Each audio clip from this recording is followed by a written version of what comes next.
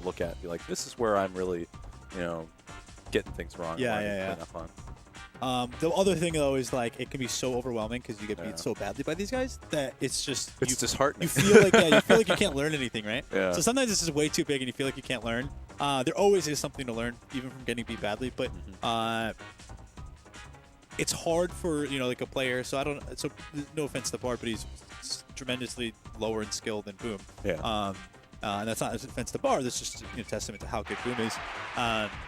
But when Bard's going to be playing Boom, he's probably it's going to feel overwhelming at times. But the differences that you have to make to get closer to Boom's level, like the things you're doing wrong, to fix those, they're not gradual, they are massive. Yeah. And it can be very hard for players to see what they're doing wrong and then make those changes because they say, I'll never have that kind of tech, I'll never kind of have that kind of reaction. And they think that, right? Because it's just such a steeper, learning curve that, it seems overwhelming, but they can't do it. If people put the time in, they'll all be able to get and fix on all of those things and do all the things that Boom does. It feels so overwhelming that it gets really hard to have the encouragement, to continue playing and trying to get better. Yeah. So it can be disheartening playing Boom, but it's definitely something where you've got to be able to both realize like what you're doing wrong and then how to fix it. Yeah, but Bard's got a good mindset in the game. He likes it. He wants to get better. He tries to study things. So I think he'll take this with a grain of salt and just take it as, Yeah, his shield drops would look good. We'll take it. Yeah, he's got crisp movement right now in these hand warmers, but it's been a minute, so there's technically supposed to be done with hand warmers. Yeah. But who knows? I'm not the TO. Yeah, this Quick shines. It's been, If we were using Skynet, the names would already be updated, the Twitters would already be on there, the sponsors would already be in, and I want to see that get spread around, honestly. It's still in beta. I've only have 4 people using it right now. Because if there's a bug, I don't want it. If it's widespread release, right? And there's a bug, you can't fix everyone who has the bug, right? Yeah, you just want to keep it tight. Yeah, and if you can't, if everyone has it, right, you can't keep track of who needs to update to remove the bug. Yeah. So there's still a lot of phases to this before I do a full release of it, but. Yeah, it's got a lot of features that people aren't using, and it's like we're in 2017, and I'm thinking to myself, why isn't this technology already exist for streamers? They're doing everything manually by hand. It's just silly to me. So I just said, I'm going to automate it. We're in 2017. I'm going to put us in 2020, and then boost us right on up. And now take us to the future, Shears. Now if you're using Stream Control, you're basically working in 2012.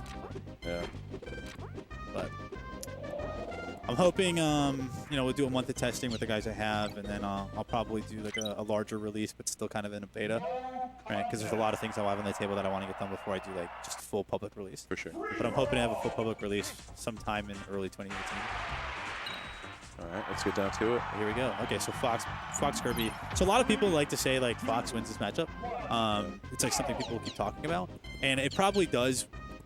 At a certain level. I don't even know. So I think I've kind of disagreed with people that Fox can win this matchup. You look at some of the hitbox data, Fox can outspace just about every Kirby move. But Kirby has, way faster moves in the air and on the ground and doesn't have to commit as much. So when Fox jumps and does an aerial, his weak hits will get always punished, right? So if Fox does an aerial and he doesn't hit you, and then let's say he eventually hits you with the weak hit, Kirby can take the weak hit, and then punish Fox, right?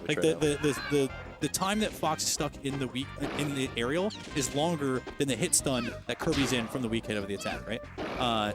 So Fox needs to commit and win the neutral with these hard, strong hits, and if he doesn't commit, Kirby is too short, so she can get under a lot of lasers, and she can get in on Fox. She has all these jumps to move around, so it's just really hard for Fox to even win the neutral. And he has to kind of play this guessing game, and if he loses the guessing game, he dies. If he wins the guessing game, Kirby can still DI out of the combos, and then they have to reset. So I really feel this matchup isn't as good for Fox as people like to think it is. I think Fox has some great tools, but I think at the higher level, and this is why we've seen Fukuru just destroy LD. We've seen we've seen a lot of Kirbys do really well against the best Foxes. And we haven't really seen any Kirbys have problems with the best Foxes, despite people thinking the matchup is bad for Kirby. So when you look at something like this, Boom is beating Bard, that's not indicative of the matchup. That's just player skill. Boom being that much better than Bard, yeah. So, but he had a good combo to finish that third stock. That was really tight. I was talking about the matchup, and we kind of missed. Yeah, we did gloss over it a little bit. Yeah. Bard's been able to get a few pickups here and there, but it just seems like Boom's been able to smother him pretty decently. Yeah, Fox has really good pressure. He can smother the opponent very, very well. All right, great back here. Takes the first stock for himself. But Kirby edge guards Fox so well, so Yeah. what Bard needs to do is he has to just, I mean, it's going to be harder when the neutral against Boom, but if he can get the neutral hit, don't do 100 up tilts. Just do like 2 up tilts and then try to pivot forward smash. So he's doing too much here. Yeah. And Boom's going to DI and get out, right? So Yeah, just get the positioning and go for it. yeah, just try to get Fox off the stage as early as possible, and then Kirby can like up tilt the ledge and Fox can't really go around it, or like down tilt the ledge and Fox can't go around it. And then once Fox is out of his jump, you just drop down air and you kill Fox. Yeah, Boom's timing on every single of these slice cutters. It's incredible how precise he is and how accurate he is with his timing, his spacing, just kind of like his movement is just so crisp. Yeah.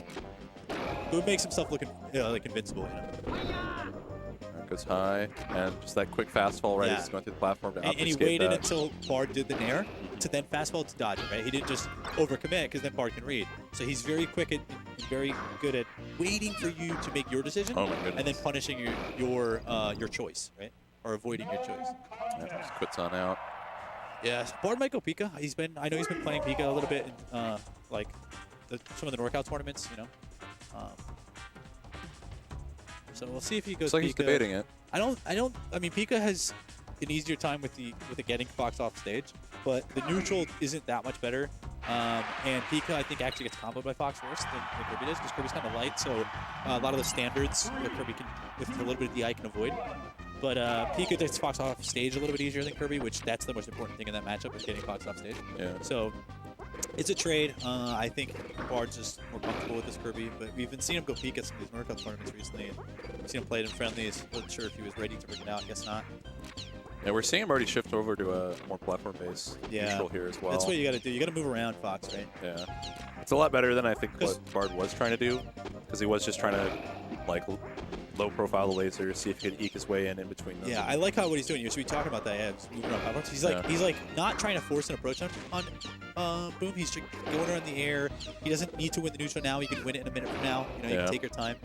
A lot of people feel like they need to win the neutral right then and there. You have 8 minutes to win the neutral. Just take your time. Yeah. But you know, Boom eventually gets in and gets him off stage. But Bard's, you know, thinking, playing patient. That's kind of how you see him adapt a lot. He's a very patient player. He's getting that initial jump from the ground caught a lot by down tilt though. Like, Yeah, just that's the problem. Scooping it huge. Like Fox's down tilt reaches below the stage, like from where the plane of where he down tilts, and it's huge. It's totally disjointed. There's no hitbox. So on the platforms, Fox down tilting, you basically cannot approach Fox diagonally from the ground onto the platforms if he's down tilting. Yeah. And Kirby doesn't have a good an up air or anything to even bother with that. So Kirby definitely can't do it. Like Pika can kind of do it with up air, but even then it's hard. Kirby has no chance for that. So Kirby has to move from the platforms and come in vertically. Or come to... Kirby has to approach Fox from the same plane that they're both on, or from above. Kirby cannot approach diagonally from below. Definitely not on a platform. Yeah. And just these few Boom's small taking openings is one hit, enough he's at for 50% Boom. damage. Alright. 2 hits. There we go. Dead trade. FX exchange trades.